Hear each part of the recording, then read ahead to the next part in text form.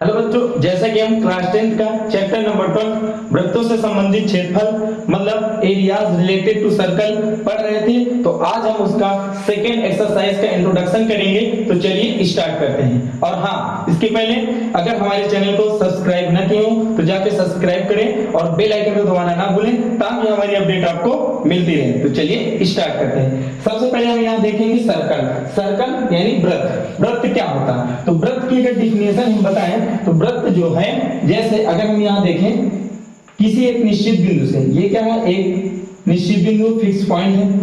तो यहाँ देखिए किसी एक निश्चित बिंदु के चारों ओर समान दूरी पर स्थित, ये क्या है? एक निश्चित बिंदु है। और इस निश्चित बिंदु के चारों ओर, इस निश्चित बिंदु के चारों ओर समान दूरी पर स्थित सभी बिंदुओं को मिलाने से बनने वाली आकृति क्या कहलाएगी? वृत्त। फिर से समझिए, एक निश्चित बिंदु लेते हैं और इस निश्चित बिंदु के चारों ओर समान दूरी पर स्थित सभी बिंदुओं को मिलाने से बनने वाली आकृति क्या होगी? वृत्त होगी। तो ये क्या है? निश्चित बिंदु है और ये पॉइंट क्या है? इस बिंदु से समान दूरी पर स्थित है और चारों तरफ है। तो इन बिंदुओं को मिला देंगे तो हमें क्या मिल जाएगा? एक सर्कल मिलेगा, मतलब एक क्या मिल जाएगा? वृत्त मिल जाएगा। क्या मिल जाएगा? वृत्त मिल जाएगा। और इस फिक्स पॉइंट को हम बोलते हैं सेंटर, मतलब केंद्र। इसको हम क्या बोलेंगे? केंद्र। ये आपका क्या है? केंद्र है। अब ध्यानपूर्वक समझिए कि जो फिक्स पॉइंट होता है वो क्या है? केंद्र। अब उसके आगे हम ये समझते हैं कि अगर इस निश्चित बिंदु से, पिछले लेक्चर में हमने ये बताया था कि ये क्या है? ये आपकी क्या है? परिधि। ये क्या है? परिधि। ये वृत्त की क्या? परिधि। अगर हम केंद्र से परिधि को मिला दें, केंद्र से परिधि पर मिलाने वाली रेखा को हम बोलते हैं त्रिज्या। क्या बोलते हैं? त्रिज्या। यानी केंद्र से परिधि को मिलाने वाली रेखा क्या कहलाती है? त्रिज्या कहलाती है। और वृत्त में हम बहुत सारी त्रिज्याएं क्या कर सकते हैं? खींच सकते हैं। जैसे बहुत सारी, जैसे ये हो गया, ये हो गया, ये सब क्या है? त्रिज्याएं। तो केंद्र से परिधि को मिलाने वाली रेखा क्या होती है? क्या होती है? त्रिज्या। इसको इंग्लिश में बोलते हैं रेडियस और इसको किससे डिनोट करते हैं? आर से। अब आगे समझिए, तो त्रिज्या यहां हो गई। अब आगे हम यहां ये समझते हैं, ये क्या है? Fix point. फिक्स पॉइंट को हम बोलते हैं सेंटर, मतलब केंद्र। अब उसके बाद आता है जीवा। क्या आता है? जीवा। जीवा को इंग्लिश में बोलते हैं कॉर्ड। क्या बोलते हैं? कॉर्ड। जीवा को इंग्लिश में बोलते हैं कॉर्ड। अब जीवा की परिभाषा ध्यानपूर्वक समझिए। जीवा होती क्या है? कॉर्ड क्या होती है? किसी भी वृत्त में, यानी वृत्त की परिधि पर स्थित किन्हीं भी दो बिंदुओं को मिलाने वाली रेखा क्या कहलाती है? जीवा। ध्यानपूर्वक समझिए जीवा की परिभाषा। वृत्त की परिधि पर स्थित, आपको पता है ये क्या है? ये है वृत्त की क्या है? ये वृत्त की क्या है? परिधि।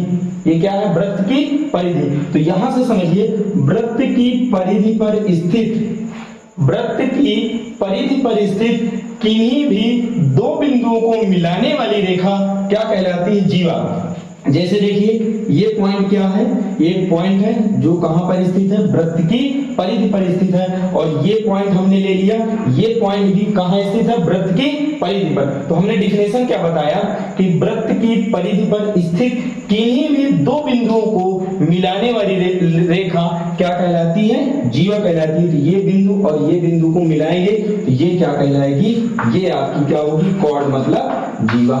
समझ में आ गई बात कि वृत्त पर, यानी वृत्त की परिधि पर स्थित किन्हीं भी दो बिंदु को मिला दे। जैसे एक पॉइंट ये ले लेते हैं और एक पॉइंट ये ले लेते हैं। अब यहाँ ध्यान को समझो, ये दोनों पॉइंट कहाँ हैं? ये दोनों पॉइंट वृत्त की परिधि पर स्थित है। तो इन दोनों बिंदुओं को अगर हम आपस में मिला दें तो ये जो रेखा बनती है उसे हम क्या बोलते हैं? जीवा बोलते हैं। क्या बोलते हैं? इंग्लिश में बोलते हैं कॉर्ड। एक बार फिर से सुनिएगा, आप इसको नोट कर लीजिएगा कि वृत्त की परिधि पर स्थित किन्हीं भी दो बिंदुओं को मिलाने वाली रेखा क्या कहलाती है? जीवा। अब जीवा हो गई। अब जीवा के बाद आते हैं व्यास। क्या होता है? व्यास। व्यास होता है, व्यास को इंग्लिश में बोलते हैं डायमीटर। क्या बोलते हैं? डायमीटर। यहां से आएगा, व्यास को इंग्लिश में बोलते हैं डायमीटर। अब यहां समझिए, ये हो गया, जीवा हो गई। अब जीवा के बाद आता है व्यास। क्या आता है? व्यास। अब देखो व्यास किसे कहते हैं? तो व्यास जो है एक प्रकार की क्या होती है, जीवा। ये जो आपका व्यास है ये एक प्रकार की क्या होती है, जीवा। लेकिन कैसे जीवा, यहां समझिए, वृत्त यानी व्यास की हम परिभाषा कैसे बताएंगे। व्यास एक प्रकार की क्या है, जीवा है। तो हम इसकी डिफिनेशन ऐसे बताएंगे, ऐसी जीवा जो वृत्त के केंद्र से होकर जाती है उसे हम क्या बोलते हैं, व्यास। क्या बोलते हैं, व्यास। ध्यानपूर्वक समझिए, एक पॉइंट यहां लेते हैं, एक पॉइंट यहां लेते हैं। अब आप ध्यानपूर्वक समझिए, ये पॉइंट कहां स्थित है, वृत्त की परिधि पर, और ये पॉइंट कहां पर स्थित है, ये भी वृत्त की परिधि पर स्थित है। ये दोनों बिंदु वृत्त की परिधि पर स्थित हैं, और वृत्त की परिधि पर स्थित किन्हीं भी दो बिंदुओं को मिलाने वाली रेखा क्या कहलाती है, जीवा।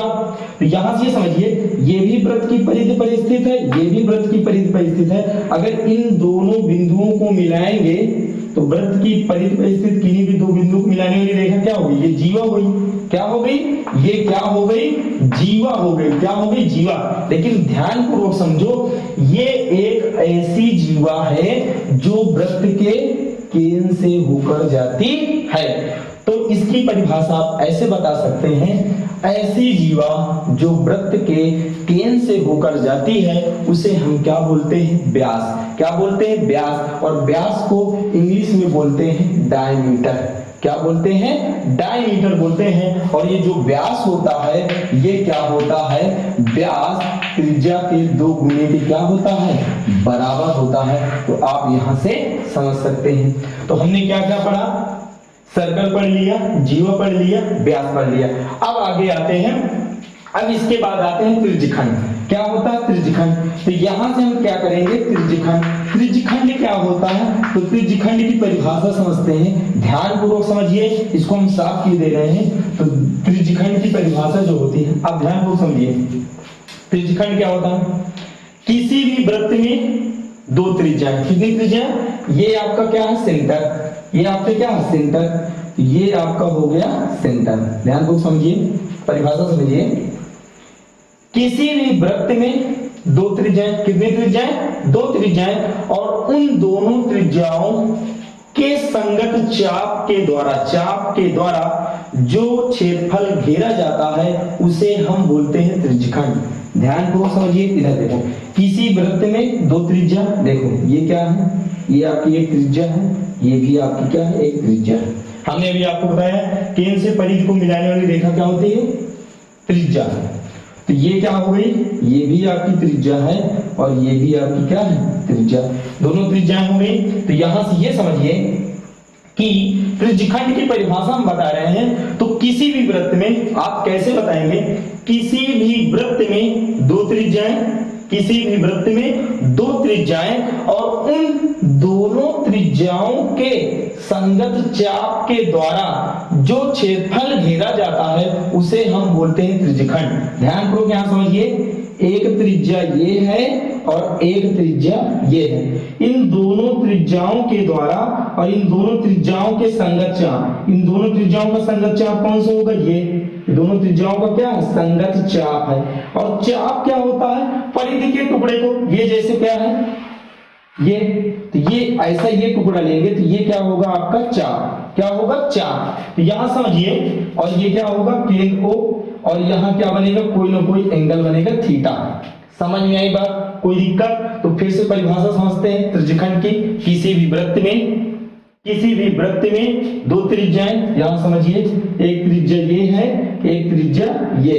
किसी भी वृत्त में 2 त्रिज्याएं, और उन दोनों त्रिज्याओं के द्वारा, उन दोनों त्रिज्याओं के संगत चाप के द्वारा, उन दोनों त्रिज्याओं के संगत चाप, ये क्या है, ये क्या है, इन दोनों त्रिज्याओं का संगत चाप के द्वारा जो एरिया कवर्ड किया जाता है, जो एरिया घेरा जाता है, उसे हम बोलते हैं, क्या बोलते हैं, उसे हम बोलते हैं त्रिज्यखंड। क्या बोलते हैं, उसे हम बोलते हैं त्रिज्यखंड। अब ध्यानपूर्वक समझिए, ये जो चाप है, ये चाप कैसा है, ये आपका है लघु चाप। ये क्या है, ये है आपका लघु चाप, और लघु चाप के द्वारा घेरे गए क्षेत्र को हम बोलेंगे लघु त्रिज्यखंड। क्या बोलेंगे, ये होगा आपका लघु त्रिज्यखंड। तो ये आपका क्या होगा, लघु त्रिज्यखंड। अब ध्यान पूर्वक समझिए। और ये आपका क्या है, ये भैया है आपका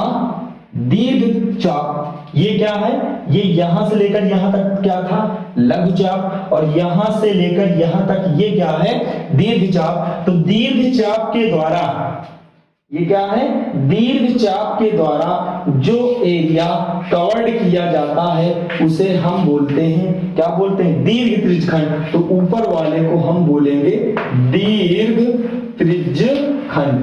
क्या बोलते हैं, दीर्घ त्रिज्यखंड। तो आप यहां से समझ सकते हैं कि त्रिज्यखंड होता क्या है, लघु त्रिज्यखंड क्या होता है और दीर्घ त्रिज्यखंड क्या होता है। तो आप यहां से समझ सकते हैं। अब चलते हैं त्रिज्यखंड के क्षेत्रफल का हम फार्मूला कैसे निकालते हैं उसको हम समझते हैं। अब जैसे हम यहाँ देखते हैं त्रिज्यखंड का क्षेत्रफल, ये त्रिज्यखंड का क्षेत्रफल हम कैसे निकालते हैं उसका फार्मूला क्या होता है, इस चीज को हम समझेंगे। अब जैसे क्या है, एक क्या है सर्कल हमने बना लिया, ये क्या है, सर्कल का क्या है सेंटर, इसको हम क्या नाम देते हैं, ओ, यानी सर्कल का क्या है, यानी वृत्त का क्या है, केंद्र। और ये क्या है, एक त्रिज्या, और ये क्या है, दूसरी त्रिज्या। अभी हमने त्रिज्यखंड का फार्मूला बताया था, और इनके द्वारा बनने वाला कोण क्या है, थीटा। मान लो यहाँ पर बनने वाला कोण क्या है, थीटा।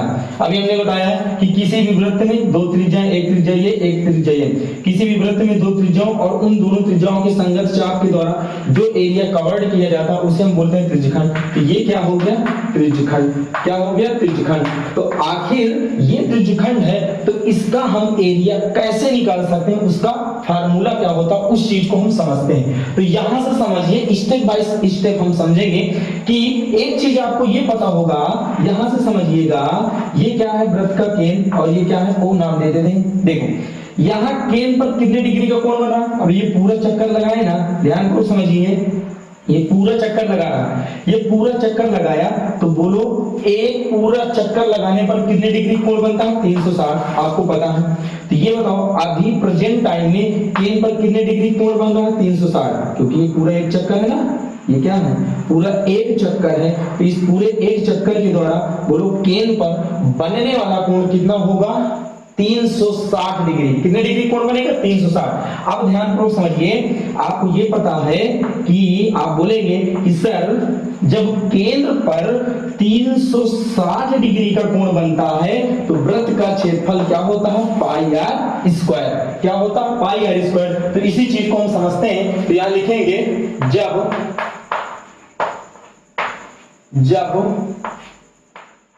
केंद्र पर 360 डिग्री का कोण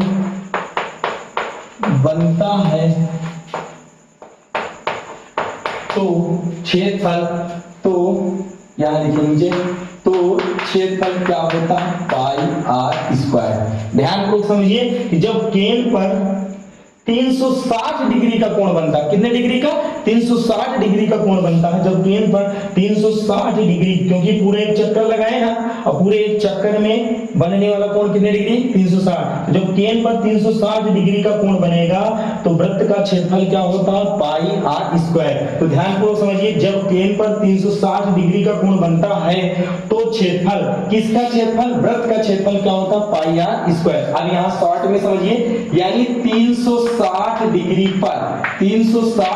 पर क्या होता है, एरिया पाई आर स्क्वायर। इसका मतलब समझते हैं कि जब केंद्र पर 360 डिग्री का कोण बनता है तो वृत्त का क्षेत्रफल क्या होता है, पाई आर स्क्वायर। अब यहां से समझिए, इसको हम लिख सकते हैं 360 गुणे 1 डिग्री इक्वल टू क्या आएगा, पाई आर स्क्वायर। क्या आएगा, पाई आर स्क्वायर। तो यहां से ये समझिए 1 डिग्री पर ये क्या है, 360 गुणे 1 डिग्री पर क्या आएगा, यानी 360 गुणे 1 डिग्री पर क्या बनेगा, उतना ही एरिया बनेगा, यानी पाई आर स्क्वायर। तो 1 डिग्री पर क्या आएगा, पाई आर स्क्वायर। ये क्या है, गुणे इधर आएगा भाग में, किसमें आएगा, भाग में। समझ गए। तो 1 डिग्री पर, इसका मतलब समझते हैं, इसका मतलब क्या होता है कि जब केंद्र पर 1 डिग्री का कोण बनता है तो वृत्त का क्षेत्रफल क्या होगा, इतना।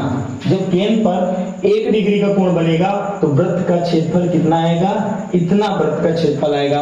अब ये बोलो, जब 1 डिग्री पर इतना क्षेत्रफल बनेगा तो बोलो केंद्र पर कितने डिग्री कोण बन रहा है, थीटा डिग्री। 1 डिग्री का कोण बनने पर, केंद्र पर 1 डिग्री का कोण बनता है तो एरिया कितना होता है, इतना। तो जब केंद्र पर थीटा डिग्री का कोण बनेगा तो एरिया क्या होगा, तो यहां से लिखेंगे थीटा डिग्री पर यहां क्या आएगा, पाई आर स्क्वायर बटे 360 गुणे क्या होगा, थीटा। क्या होगा, थीटा। तो यानी जब केंद्र पर, इसका मतलब क्या है, जब केंद्र पर थीटा डिग्री का कोण बनेगा तो एरिया क्या होता, पाई आर स्क्वायर बटे 360 गुणे थीटा। और यही क्या है, त्रिज्यखंड का, यहां से लिखेंगे त्रिज्यखंड का, ये क्या है, त्रिज्यखंड का क्षेत्रफल का फार्मूला कैसे निकालेंगे, पाई आर स्क्वायर बटे 360 गुणे क्या आएगा, थीटा। तो आप यहां से समझ सकते हैं कि हम त्रिज्यखंड का क्षेत्रफल कैसे निकाल सकते हैं, ये उसका क्या है, फार्मूला। आप यहां से समझ सकते हैं कि जब 1 डिग्री पर, यानी जब केंद्र पर 360 डिग्री का कोण बना तो एरिया क्या था, पाई आर स्क्वायर। जब हम इसको क्या 1 डिग्री का बनेगा तो पाई आर स्क्वायर बटे 360। अगर 1 डिग्री पर इतना एरिया तो थीटा डिग्री पर इतना एरिया। और यही क्या है, त्रिज्यखंड का क्षेत्रफल का फार्मूला। मतलब ये क्या है, ये त्रिज्यखंड है आपका। और इसका अगर हमको एरिया निकालना है तो किस फार्मूले से निकालेंगे, इस फार्मूले का यूज करके हम इसका क्या निकालेंगे, एरिया निकालेंगे। तो आप यहां से समझ सकते हैं। अब आते हैं वृत्तखंड क्या होता है। वृत्तखंड की परिभाषा यहां से समझते हैं। जैसे हम क्या ले लें, एक सर्कल, यहां से क्या लेते हैं, एक वृत्त, मतलब एक सर्कल ले लिया। ये हमने क्या बना लिया, एक सर्कल। और ये क्या है, वृत्त का केंद्र, क्या है, वृत्त का केंद्र। और इसको क्या नाम दे दिया, ओ। तो वृत्तखंड क्या होता है, किसी भी वृत्त में, ध्यानपूर्वक समझिएगा, किसी भी वृत्त में एक जीवा, ध्यानपूर्वक समझिए, किसी वृत्त में एक जीवा और उस जीवा के संगत चाप के द्वारा जो एरिया कवर्ड किया जाता है, मतलब जो एरिया घेरा जाता है, उसे हम बोलते हैं, क्या बोलते हैं, वृत्तखंड। ध्यानपूर्वक समझिए, ये क्या है, जैसे एक पॉइंट यहां ले लिया, एक पॉइंट यहां ले लिया, इन दोनों बिंदुओं को मिलाएंगे तो क्या बनेगी, जीवा।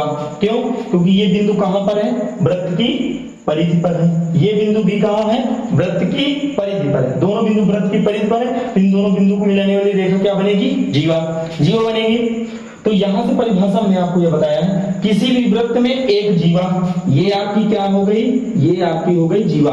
किसी भी वृत्त में एक जीवा, ये क्या है, एक जीवा, और उस जीवा के संगत चाप के द्वारा, ये एक क्या है आपकी जीवा, और इस जीवा के संगत चाप, ये आपका क्या है, संगत चाप। यहां से लेकर यहां तक क्या है, ये क्या है, इस जीवा का संगत चाप है। तो किसी भी वृत्त में एक जीवा और उस जीवा के संगत चाप के द्वारा जो एरिया कवर्ड किया जाता है उसे हम बोलते हैं, क्या बोलते हैं, वृत्तखंड। क्या बोलते हैं, वृत्तखंड। अब ध्यानपूर्वक समझिए, ये जो चाप है, ये चाप कैसा है, ये चाप है लघु चाप। तो लघु चाप के द्वारा घेरा गया क्षेत्रफल क्या कहलाएगा, लघु वृत्तखंड। क्या कहलाएगा, लघु वृत्तखंड। तो इसे हम बोलेंगे लघु वृत्तखंड। क्या बोलेंगे, लघु वृत्तखंड। अब ध्यानपूर्वक समझिए, ये चाप क्या था, लघु था। और ये देखो, ये भी तो चाप है, ये क्या है, ये आपका चाप है। लेकिन ये चाप कैसा है, दीर्घ चाप। कैसा चाप है, दीर्घ चाप। ये आप बात समझिए, ये कैसा चाप है, ये आपका दीर्घ चाप है। तो यहां से परिभाषा बताएंगे कि दीर्घ चाप के द्वारा जो एरिया कवर्ड किया जाएगा, दीर्घ चाप के द्वारा जो एरिया घेरा जाएगा उसे हम बोलेंगे दीर्घ वृत्तखंड। तो ऊपर वाले को हम क्या बोलेंगे, दीर्घ वृत्तखंड। क्या बोलेंगे, दीर्घ वृत्तखंड। तो आप यहां से समझ सकते हैं कि लघु वृत्तखंड और वृत्त यानी दीर्घ वृत्तखंड क्या होता है और वृत्तखंड की परिभाषा क्या होती है, इस चीज को हमने यहां जाना। अब यहां से अगर आपसे पूछ लिया जाए कि भैया ये जो है, अगर ये आपका क्या है, चाप, ध्यानपूर्वक समझिएगा, ये आपका क्या है, चाप, ये लघु चाप है। अगर हम यहां से देखो, इसको यहां से ऐसे मिला सकते हैं, इसको थोड़ा साफ ही दे रहे हैं, फिर मिलाते हैं, 1 मिनट। ये क्या है, इसका केंद्र, इसको हमने ऐसे मिला दिया और इसको हमने ऐसे मिला दिया और ये क्या है केंद्र, ये क्या है वृत्त का केंद्र। अब ध्यानपूर्वक समझिए ये क्या है, ये तो है, अब ये त्रिज्या और ये भी त्रिज्या और ये एक प्रकार का क्या बन गया, त्रिज्यखंड बन गया। अगर आपसे पूछ लीजिए, इसको साफ किए दे रहे हैं, खैर इसको अगर हम यहां से साफ कर दें, खैर डिफिनेशन तो आपको पता हो गई। अब यहां से समझो, अगर आपसे कह दिया जाए कि ये क्या है, ये है आपका भैया लघुचाप, क्या है लघुचाप। अगर और यहाँ केंद्र पर कितने डिग्री कोण बन रहा, मान लो थीटा, कितना थीटा बन रहा, थीटा यहाँ थीटा बना। तो अगर आपसे पूछ लिया जाए, कह दिया जाए इस चाप की लंबाई बताओ, ये जो यहां से लेकर यहां तक है, इस चाप की लंबाई बताओ। इस चाप की लंबाई हम कैसे निकालेंगे, यहां समझते हैं। ये क्या होगा, चाप की लंबाई इक्वल टू, ध्यान पूर्वक समझिए, देखो ये जैसे क्या है सर्कल, पहले मेरी बात समझिएगा, ये वृत्त का क्या है केंद्र, इसे हम क्या देते हैं O। ध्यान पूर्वक समझिए, ये बोलो अगर यहां से ये पूरा एक चक्कर लगाएं तो एक चक्कर में तय की गई दूरी को हम बोलते हैं परिधि। एक चक्कर में तय की गई दूरी को क्या बोलते हैं, परिधि। तो बोलो ये पूरा एक चक्कर लगाया, पूरा एक चक्कर लगाया तो एक चक्कर लगाने पर बोलो केंद्र पर कितने डिग्री का कोण बनेगा, 360। आपको पता है एक चक्कर लगाने पर केंद्र पर कितने डिग्री कोण बनेगा, 360। तो ध्यानपूर्वक समझिए कि जब केंद्र पर 360 डिग्री का कोण बनता है, ये क्या है, ये आपका चाप ही है, ये क्या है चाप, ये परिधि को क्या बोलेंगे, चाप।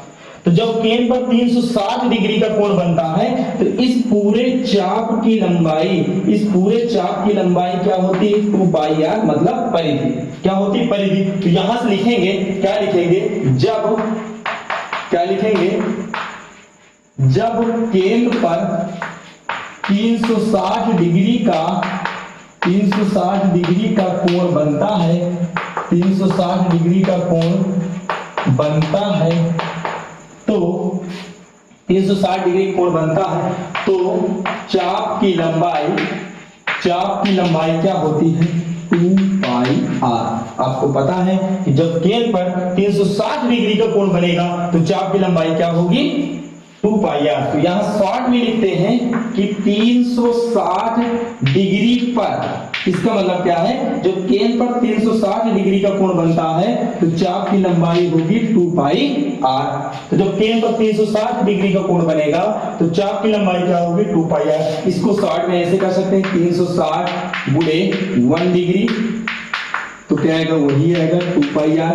अब यहां समझिए, एक डिग्री पर, ये क्या है डिग्री, ठीक, ये आपका क्या है डिग्री अंश, ये क्या है, एक डिग्री पर क्या बनेगा, 2 पाई आर बटे क्या आएगा, 360। गुणे में था, उधर जाएगा भाग में। अब ध्यान सुनिए, जब केंद्र पर 1 डिग्री का कोण बनता है तो चाप की लंबाई क्या होती है, 2 पाई आर बटे 360। क्या होती है, 2 पाई आर बटे 360। बोलो एक डिग्री पर चाप की लंबाई इतनी होती है, तो बोलो केंद्र पर कितने डिग्री कोण बन रहा है, थीटा डिग्री। 1 डिग्री पर चाप की लंबाई इतनी, तो बोलो थीटा डिग्री पर, यहां से लिखेंगे थीटा डिग्री पर क्या आएगा, 2 पाई आर बटे 360 गुणे थीटा। तो आप यहां से समझ सकते हैं कि 1 डिग्री पर इतना चाप की लंबाई, तो थीटा डिग्री पर 2 पाई आर बटे 360 गुणे थीटा क्या होता है, थीटा। तो यहां से समझ सकते हैं कि अगर इस चाप की लंबाई हमको निकालना है, क्या निकालना है, चाप की लंबाई, तो सिंपल सा हम किस फार्मूले से निकालेंगे, इस फार्मूले से निकालेंगे। तो यहां लिखेंगे चाप की लंबाई इक्वल टू क्या आएगा, 2 पाई आर बटे 360 गुणे थीटा। यही क्या हो जाएगी, चाप की लंबाई। तो आप यहां से समझ सकते हैं कि अगर हम इस चाप की लंबाई निकालें तो इस फार्मूले का यूज करके हम निकालेंगे, या इस चाप की लंबाई निकालें तो इसी फार्मूले का यूज करेंगे। लेकिन यहाँ थीटा, तो इधर वाला बनने वाला कोण हमें पता होना चाहिए। ये आप क्वेश्चन जब करवाएंगे तो वहां आप अच्छे से चीजों को बहुत अच्छे तरीके से समझेंगे। तो चलिए बच्चों, आज यानी सेकंड एक्सरसाइज का इंट्रोडक्शन यहीं से खत्म होता है। इसके नेक्स्ट वीडियो में हम इसके क्वेश्चन करवाएंगे, तो आप वहां से चीजों को बहुत अच्छी तरीके से चीजों को समझेंगे। तो फिर मिलते हैं एक अगली क्लास में, तब तक के लिए बाय बाय, टेक केयर। और हाँ, अगर हमारे चैनल को सब्सक्राइब ना किए हो तो जाके सब्सक्राइब कर लें और बेल आइकन को दबाना ना भूलें, ताकि हमारी अपडेट आपको मिलती रहे। तो बाय बाय, टेक केयर।